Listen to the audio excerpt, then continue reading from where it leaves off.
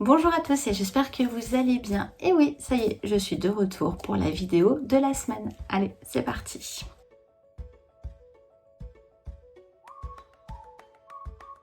La semaine dernière, je vous ai réalisé une vidéo où je vous parlais de l'importance des visites. Aujourd'hui, on va voir la suite logique de ces visites.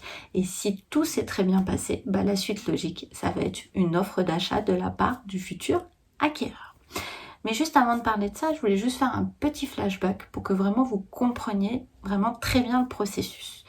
Vous avez un futur acquéreur qui a été sur un portail de diffusion, qui a vu votre annonce, qui a vu vos photos et il a été intéressé. Donc qu'est-ce qu'il a fait? Il vous a appelé pour voir le bien et il a pris rendez-vous avec vous. Il est venu, il a visité et le coup de cœur qu'il avait eu en voyant votre annonce sur le portail de diffusion s'est confirmé. Donc la suite logique, c'est que ce futur acquéreur va vous faire une offre d'achat. Quand le futur acquéreur va vous faire une offre d'achat, vous avez deux cas de figure qui s'offrent à vous.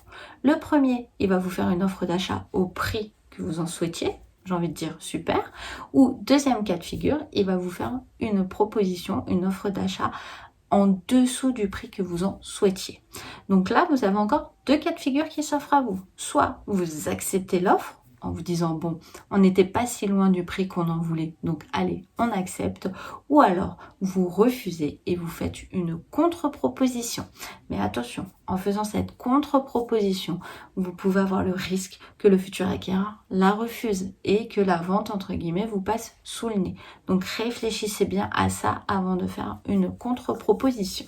Donc ça y est, vous avez une offre d'achat, vous l'avez validée. Vous, en tant que vendeur, vous êtes engagé. Sachez que l'acheteur, lui, peut encore se rétracter. C'est pour ça qu'une fois que vous avez une offre d'achat, faites au plus vite pour prendre un rendez-vous notaire pour une signature de compromis et récupérez au plus vite tous les documents que vous avez besoin pour cette signature de compromis. N'hésitez pas à vous renseigner auprès du notaire qui vous transmettra tous les documents, vous dira tous les documents que vous devrez transmettre. Une fois que vous avez ce rendez-vous de signature de compromis, l'acheteur aura, après validation de ce compromis, encore 10 jours pour se rétracter. Vous, en tant que vendeur, c'est terminé. Donc, il n'y a plus qu'à espérer que pendant ces 10 jours, l'acheteur ne se rétracte pas. Une fois que les 10 jours sont passés après la signature du compromis, ça y est, j'ai envie de vous dire, la maison est presque vendue. Il faudra juste attendre le délai de préemption et après on a le délai aussi d'obtention de prêt, en espérant que vous aurez pu quand même un petit peu vous renseigner et savoir si la personne qui est intéressée par votre bien a bien la possibilité de l'acheter, puisque malheureusement, c'est ce qu'on dit souvent, nous, agents immobiliers, dans les ventes de particulier à particulier, vu que vous n'avez pas trop la possibilité de vérifier la capacité de financement du futur acquéreur, il y a énormément de ventes qui cassent à cause de ça, puisque les acheteurs pensent qu'ils vont pouvoir acheter une maison à tel prix et finalement leur crédit n'est pas accepté.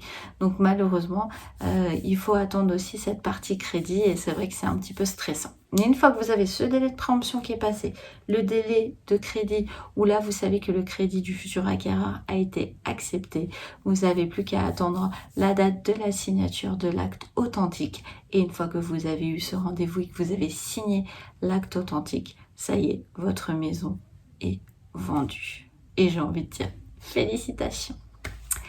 Et voilà, écoutez, j'espère que cette vidéo a pu vous aider. Si c'est le cas et qu'elle vous a plu, n'hésitez pas à mettre un petit pouce bleu.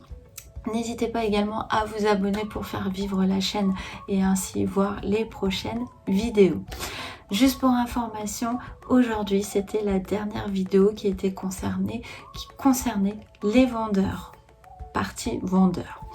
J'espère que j'ai pu parler vraiment de tous les sujets qui peuvent toucher des vendeurs pour la vente d'un appartement, d'une maison, etc. S'il y a des sujets qui vous intéressent, si j'ai peut-être raté un sujet, sait-on jamais, n'hésitez pas à commenter et je pourrai faire une petite vidéo sur un sujet qui peut vous intéresser. Mais à partir de la semaine prochaine, je vais commencer à faire des vidéos maintenant qui seront pour les acheteurs. Et oui, il y a aussi plein de questions que se pose quand on est acheteur et pas uniquement quand on est vendeur. Bon voilà, en tout cas, je vous laisse sur ces bonnes paroles. Comme je dis toujours, faites attention à vous et prenez soin de vous. Et je vous dis à la semaine prochaine. Allez, bye!